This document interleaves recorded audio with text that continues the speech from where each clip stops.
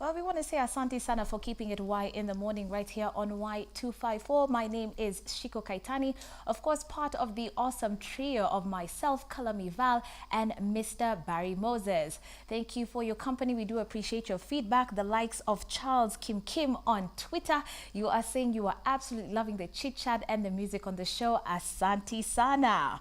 Big up to Mr. Barry Moses for giving us insight as far as music studies are concerned with Andrew Wambua. Of course, earlier on, we did have Robert Osoro on set. It was quite an epic game this weekend as Kenya and Hong Kong drew. But for more analysis and updates on the sporting scene, please be sure to tune in to the Touchline with Max Wasike and Robert Osoro every Saturday from 12 p.m. till 2 p.m. Now, every Monday, we like to keep our eye on politics as we speak. The Nairobi governor-elect, Mike Sonko, is being sworn in, but we'll keep you updated on that. But right here in studio, we are catching up with Member of Parliament from EMURUA DIKIRR constituency in Narok County. The one and only JOHANA NGENO is here with us today. What a pleasure. Karibu to Y254. Asante. Well, thanks for taking time really to speak to us. I'm really interested in this Y254. Yes. What does it mean? Youth Kenya or Kenyan youth. That's a good question. What is 254? Kenya, representing the Kenyan code. We're keeping it 254. Good. Now you get it? I get it now. Okay. All right, so Karibu Sana on set with us. I know the politics surrounding EMURUA DIKIRR is rather complicated, but we're not going to go into the politics of Narok County. We're just going to focus on you as a politician. Yep. Maybe you can give us a background check as to how you ended up as MP. First and foremost, I want to say that I started getting interested in politics in 2002, but not as a contestant, but assisting the person who was actually going for Member of Parliament. Then we were in Kilgore's constituency. Yeah. And then my real stab on the position was in 2007. That was when I came back from abroad. And the person I had assisted actually had kind of messed up some few things here and there. And people actually requested me to contest. Wow. I contested in 2007. And it was a tough one because it reduced itself into a contest between the tribes and clans which were living in Kilgoris at that time. I won, but unfortunately we had some scuffle. I mean, there was some serious skirmishes in Transmara, and the ballot boxes ended up being destroyed. Wow. We went for a retally, and then they got burnt. Some people decided to burn them up. So we had to go for a by-election, and it was a bad one. We went for a by-election in 2008, June, and I lost. But then I didn't lose the spirit, the hope. And the hope of representing the people of Kilgoris. But then, fortunately, we also split the constituency in 2010. And 2013 is when now I really went for the big thing. Right. And I won. Okay. Yeah. Well, then congratulations on that from your 2013 win. But why specifically Member of Parliament? What really drove you to that seat in particular? I would say that at that time, you know, the only seats which were available at that time were the Member of Parliament and, of course, the Councillor and the President. So, too small, too big, let's stay in the middle. So I just had to go for the middle one, which actually fit me at that time. Right. And it still fits me up to now. Okay. So I decided to go for Member of Parliament. When we split the constituency and then the introduction of the counties and also the Senate and of course the MC and the President still there, I felt the problems which were facing the majority of the people in my constituency were actually problems that can be sorted out, especially through the parliamentary seat. And that is when I thought maybe this is my starting point. I should actually stand for member of parliament, because this is where most of the issues can, you can be more closer to the people, not so far away from the people, closer to the people. And this is a position which you can listen to the people and actually try to solve some of the problems which they are facing, especially the youths and also the women. Yeah, so let's talk about that. So what exactly, when you were getting into office in 2013, were you lobbying for in parliament for the young people in your constituency and of course the women? Mostly, and I would say that I didn't meet most of the expectations of the youths, but most importantly was that I really wanted to see youths into two or three positions. One, to be empowered as entrepreneurs, people who can just work for themselves, employ themselves, do business and run their own business. Two, I also thought maybe this was a position that I could help lobby them to get employed, either in parastatals, in government positions, and even in the private sector. Third, I also thought maybe I should mentor most of the youths who want to vie for positions, especially if it is the positions of MCAs. And that is why I decided to promote, during my first, during 2013 contest, I thought maybe I should have youths who have gone to school and especially university vie for positions like MCAs, because I thought maybe this was the time that we can also exercise. Given the complications in the counties, we needed people who actually can have the counties run properly, like in terms of oversight and legislations and all that. And I thought maybe youths who have degrees should vie for those positions. I helped mentor most of them. Okay, so do you think that you have delivered so far, and hence why you were re-elected in 2013, or rather this time around? I think I tried. I think I tried, but like what I said, I did not meet the expectation of the youths, especially on matters of employment, because of several difficulties. You know, the positions that we hold as members of parliament, you cannot access employment opportunities. It's only in counties and in the national arena that you can seriously employ youths. But I tried my best on matters of like empowering them, like when we had access to ways of funds. I made sure that the youths of our society were formed in groups which can actually access these ways of fund, and I'm still working on that. Okay, so that's what you would highlight as your major achievement in office so far. Okay, all right. So you were part of Chama Mashinani, which is known as CCM, and then you jumped to KANU. Why would you leave CCM and associate yourself with a party that has been more or less surrounded by so much negativity for generations? I mean, that was... That is a KANU. Yes, that is KANU. Remember, it was not KANU, it was KANU Fresh. So it meant... a fresh face. A fresh face. Okay. But then the question of CCM and KANU kept on lingering. And it was, first I contested on KNC, that is a party that brought me to parliament in 2013. But then when we came now for the campaigns, and the campaigns began, we had a coalition between KANU and CCM. And that is actually what we did in Kericho during the by-election of Kericho Senate position. When we came for the general election now in 2017, we opted to sit together as KANU and CCM. And at that time, I actually helped the CCM party leader to form the party and to help him popularize the party. But then the issues of how or which party should I contest in? And remember, we had serious positions in Narok. We had the governor, the senator, the women rep, and members of parliament and MCAs. So there was a kind of an agreement between KANU and CCM that we should work together as a team and share the positions. If governor was to go for the gubernatorial position, was to go for CCM, then KANU will go for members of parliament. Or vice versa.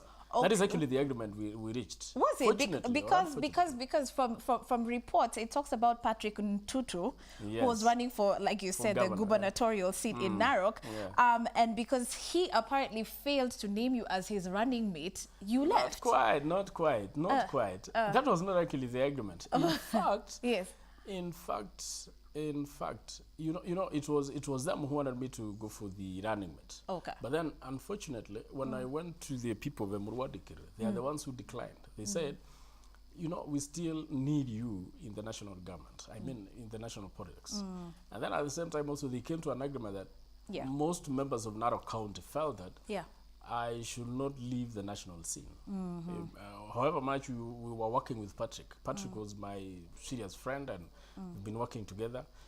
They thought maybe we should have someone in the county and another one in the national, because we were the two serious candidates. Not even candidates, but serious leaders in Narok County politics. Okay. So they thought maybe we both, if we were both to go for gubernatorial, him being the governor, me being the deputy, then we would lose the national thing. So they told us that we should split. Okay. You stay in the national, Patrick goes for the county. So there is no bile between you and Patrick? There was nothing, because even me, I was Patrick's chief campaigner, as in when he was contesting for the gubernatorial position. Yes. I was his chief campaigner. So there was nothing. Those were just, I think, misreporting by some of the quarters. Okay, listen to because this. we remained friends. I'm the one actually who picked for him the running mate, because initially we thought maybe we should sit down as a community, because he thought we should pick a running mate from the Kipsigis community. So we had to go back and sit with the community and pick the person who was to be his running mate. Okay. But the idea of whether we parted ways because of that actually didn't arise. Oh, okay, so they're just rumors. But I want you to listen to this. Political science lecturer, one particular one, I'm not going to mention his name and, of course, the institution, but he described your jump to Kano as very tactical, because your plan is to team up with other kingpins from Narok to supposedly kill William Ruto's influence in Rift Valley. Was that the kind of strategy that you had in mind? Well, that could not have been directly the strategy. The strategy was that we wanted to team up with Gideon Moy and Isaac Ruto, to help Patrick Into to win the Narok governor position. Remember also, William Ruto was supporting Tunai. Okay. So we also needed some powers, which can help us also fight the same powers which were in Narok. And it worked. It worked because although Isaac supported NASA and Gideon supported Uhuru, but when it came to positions, like when it came to campaigns, serious campaigns, we were teaming up. I was in Kano and Patrick was in CCM, but we never knew the difference. We never knew whether Isaac is supporting NASA or Gideon is supporting Jubilee.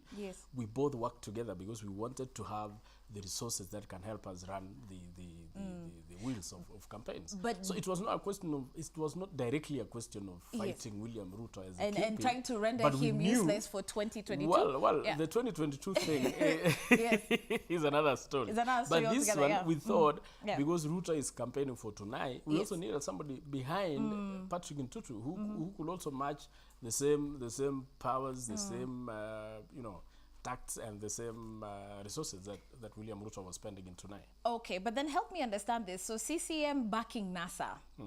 Kanu showing support for Uhuru Kenyatta. Publicly, you are known to not be in such good terms with William Ruto. How does all of this work? And do you feel like you're actually confusing the voter at the time and even just the people of Narok County? I personally felt that I would have wished to support Uhuru Kenyatta. All right. But then, when Kanu declared that we are supporting, when actually they endorsed Uhuru Kenyatta, I was to be the second proposer of Uhuru Kenyatta. But you see, immediately when Kanu decided that we are going to support Uhuru Kenyatta, William Ruto came to my constituency and started fighting me. And he knew that I was contesting in Kanu. He knew that we were supporting Uhuru Kenyatta as a president. But then he came and fought me. That was when I decided when I opted that I should not be even the seconder, because I would be seconding the very same person who is coming to my constituency to fight me. So I stayed off. After that, the issue went ahead. Actually, the party Kanu went ahead to propose Uhuru Kenyatta. And the campaigns began. Does that mean now it brings complications and strife even within Kanu? Because now you are going even Ruto himself fought Gideon Moy. And Gideon Moy was purported to be supporting UK. Uhuru Kenyatta. But then Ruto went there, fought him, Yeah. propped up a candidate. He came to my constituency several times, around 4 times. Wow. Telling people that they should not vote me. They should Wow. vote the Jubilee candidate. So people were getting confused. How then are we claiming that we are supporting Uhuru Kenyatta? And yet, William Ruto himself is not supporting our candidate, who is purportedly supporting Uhuru Kenyatta, who is with William Ruto. Yeah. So there was that confusion, and the confusion was created by the deputy president himself. But for me, I also felt that I should support Uhuru Kenyatta. But then, when this political war came on my backyard, I felt I was not comfortable anymore to support the president until me myself, I just told the people, you vote whoever you want to vote. Okay, because if it is a NASA, you vote, because it will now be incumbent upon you to elect who to vote for. All right. So now, do you feel that your move to Kano really threw NASA off, by the way, when it came to the 2017 general elections? Because apparently you were supposed to be delivering the Kipsigi community vote. I don't know how you feel about that. I also felt the same, that I should have been a serious campaigner for NASA. So now you are the Musaliti there. No, I'm not. I felt bad, but then I also felt that maybe I should follow the wishes of the people, and at the same time the wishes of the agreement that we reached with Kano. Yeah. When I talked with when we agreed, Gideon and Isaac and me and Patrick, when we agreed that this is how we're going to go about the Narok politics. The gubernatorial position will go for CCM. Member of Parliament EMURUA will go for Kano. Right. We both agreed that whoever you wish to campaign for, if Gideon was to campaign for Uhuru, fine. If NGENO wished to campaign for Raila, fine. That's fine. So we just allowed ourselves to, but you see, I was no longer in that mainstream NASA politics. Right. That is where I feel I should have been, but then that is how it went. I could not. Okay. Yeah. So real quick, because I know we're running out of time, but I just want to engage you a bit, especially on Kano as a party. Can you describe more about Kano and tell us if they still have a lot more to do in terms of groundwork with the youth to really relate to that particular party? And in other words, is it thriving or surviving in terms of a party? What is your game plan to popularize the party to young people, especially? I think Kano Fresh is thriving. The only issue that we still have in Kano is that we have not formed the youth league as it is supposed to be. Right. But I'm happy we have one of who was one of your anchors here, Mheshimiwa Lesuda, was born in Kano. I believe as a youth, plus me, although I'm not so youthful, but then we will work together to ensure that we form a youth league in Kano, which will be actually looking into matters of the youths. Okay. And remember, although we are saying that Kano could have been has some background, some bad background, we must also understand that the people who made Kano have that background are the very same people who are now the president and the deputy. Really? So we cannot, of course, this was Kano, and that is why. That's where they started off. That is, yes, exactly. So they were in Kano. They are the ones who made Kano look like the way it is. It is only a new faces like me, like Gideon, like Lesuda, like the rest, who will come and make Kano look fresh and look new. And we are planning to make it really, really new and fresh and accommodative for the youths. And although Jubilee has always been preaching that they represent the youths, and actually most of the youths prosper in Jubilee, but it's not true per se. Like when you look at the employment, it has not been all that like they promised. Yeah. When you look at how youths have been accommodated on areas of businesses like tenders and all that, it has not been realistic. Okay. We've just been talking about it. But me, as kind of fresh, I would want to say that we are looking forward. 2022 is a game changer. It will be between William Ruto and Gideon Moi and most of our people. So it will depend on how Kano Fresh will position itself, especially on matters of youth, and on how youths are going to seriously benefit from the new government. Okay. All right. So we'll get back to you in terms of your agenda as Kano Fresh in just a moment. But allow me to just touch a little bit on your personal life, which has been quite public. over the past couple of months. And of course, the word around town is that leaders and elders in your community insisted that you remarry if you want to be re-elected. Is that true? Wow.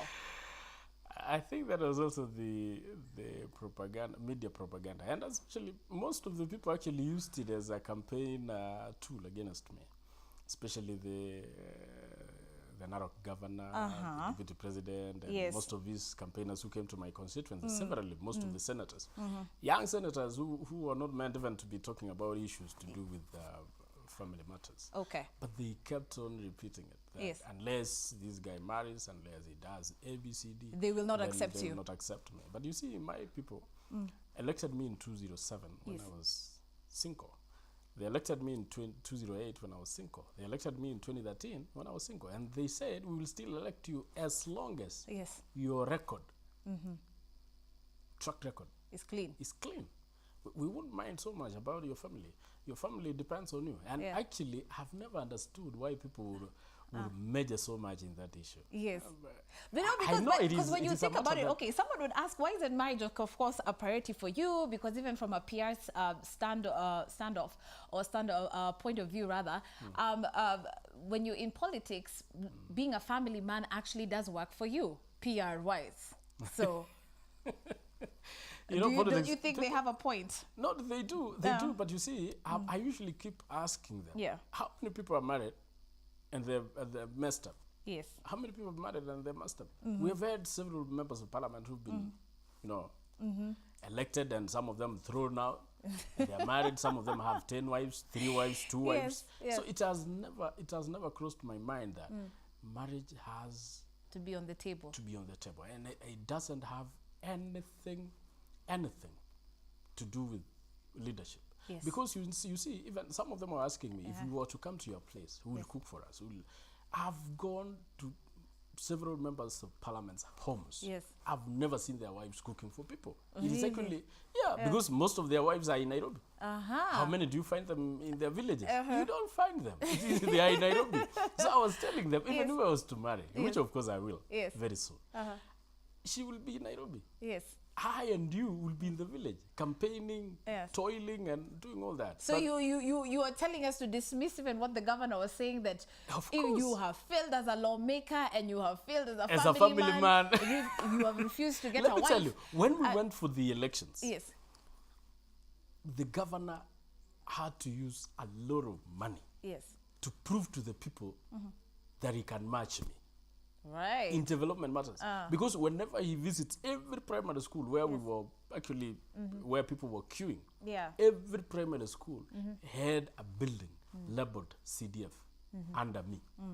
There was no building labeled governor or county government. So he had to use a lot of money to convince people that what I was saying about NGENO, as in now that he's not a family man, he cannot bring development. He had to prove to people that people trusted me more than anybody else, because I'm the only person who you could visit every primary school and find a project under my patronage. You cannot find any other person's project. So that is why I was asking them, let's go to this school. You find NGENO's project? Yes. You find tonight's project? No. You find MCA's project? No. You find the president's project? No. And all these people are married? Yes. NGENO is not married? Yes. So who delivers? And they will agree with me. Yes. But then, I always kept telling them that this one is my personal issue. And my time, God's time is always the best time. Oh, really? Okay, so let's talk about God's timing. Let's talk about your current situation now. So make it clear here on Y254, what is the situation? Are you going to be single for a very long time? No. I'm actually engaged. Are you engaged? And I'm getting married. To a beautiful lawyer, city lawyer. Yes, is that exactly. Well, I know there are also a lot of women who are quite disappointed after they found out about Chiloba actually being married now. We've got NGENO also on his way. I hope I'm not disappointing anybody, because I've never made so many promises. But let me tell you, let me share a joke with you that city girls now have dropped Chiloba for Kenneth Matiba, who has been awarded 5.4 million Kenya shillings in compensation. So he's taken over now. You guys don't have to worry. Okay, but Mr. NGENO, I wish you all the best in, in your private life. Let's talk about your agenda finally. Now that it's a new season, you've got another couple of years to go. Tell us about your legislative agenda now for your people in Narok County, and then of course your message to young aspiring politicians and the youth in general. One thing that you know, when I went for the fourth round, that is because I told you I contested in 2007, 2008, 2013, and this one 2017. What I realized is that most of the problems that society is facing now is employment, major. I remember also there was you know, at some point, Jubilee, when they wanted to throw me off track, they sent, I don't know which positions, but where they got them, but they employed so many youths, police, YESHU, army, prisons, teachers, you know, to entice the people of EMURUA DIKIRR. And actually it changed a lot, because I realized that this is something which youths are actually expecting. They expect employment. But the problem we have right now is that the employment are not actually within the precincts of member of parliament. It is with the county and also the national government. But lobbying is quite important. That is one thing I realized about the youths. The youths also, I realized most of them did not go to school. Maybe some of them went to school, but they didn't manage to go to universities. These are the youths which may not need employment per se, but they need to be given opportunities for maybe I mean for business. And this is where I saw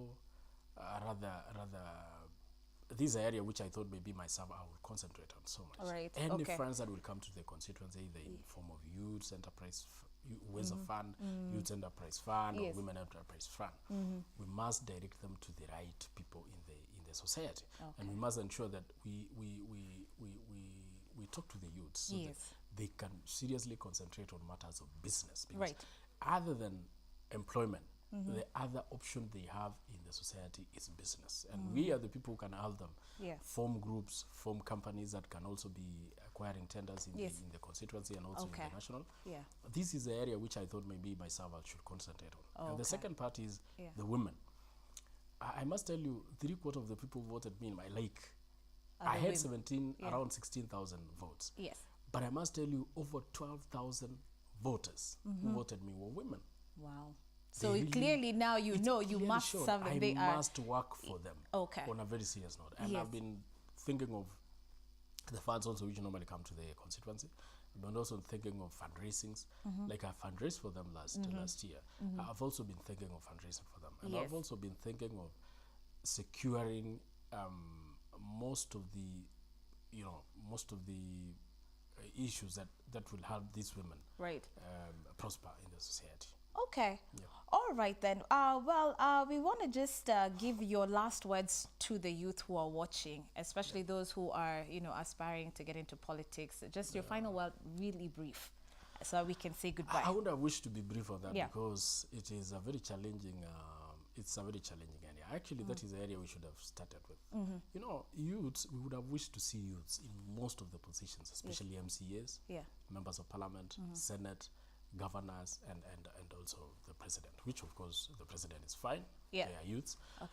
Most of the governors are not youths. We only have a youthful governor who is from Nandi, the former senator of Nandi, who is a youth, and a few others. But then most of the members of parliament are youths. And the problem that youths face when they acquire these positions, one, you know, before you become a member of parliament, you must do your groundwork. Secondly, you must have a lot of money. Third, you must have a godfather up there. You will fight many wars if you don't have those. Like myself, I never had a godfather, I never had money, and I never had, you know, what only helped me is the language that I used in my area. But then when you go to parliament, youths don't come back. If you are elected as a youth, you may not come back again as a youth. You know why? When you go to parliament, what destroys our youths is sycophancy. When you go to parliament, you start behaving like you are the minister. You start behaving like you are a branch of the executive. You start behaving like you don't understand why you were sent to parliament. Okay. When you go back to the village, to the constituency, they tell you, we have heard that you are so-and-so's proxy, you are so-and-so sycophant, you are not our member of parliament we elected. So my challenge to them is, when you are elected to parliament, stick to the rules. Okay. Be yourself. All right. You might as well want to help the president or the executive, but you must also show people that you can stand on your own principles and you can actually work for the people who elected you to parliament. That is actually what actually brought me back. Otherwise, most of my friends who were sycophants did not see did not make it. They did not make it. All right, that is some good advice right there. Thank you so much. Okay, so can we wish you the best? Asante. Okay, that is definitely MP. Member of Parliament from EMURUA DIKIRR constituency in Narrow County, that is NGENO, in studio with us, of course, giving us a brief on what his agenda is as part of Kanu Fresh. Of course, letting us know that there is a wedding coming up. I don't know Y254 if we're going to be invited for that, are we? I will obviously invite you. Keki. No, nyinyi mukuje. You have to come. Okay, well, thank you so much for joining us today in studio. I'm going to say asante sana for keeping us company. We hope that you did enjoy our interviews today. And of course, on behalf of Kalamival and Barry Moses, I am saying thank you very much. My name is Shiko Kaitani. We'll see you tomorrow, 7 a.m. till 10 a.m. on Y in the Morning. Thank you. Thank you. Thanks. And we're very serious about that.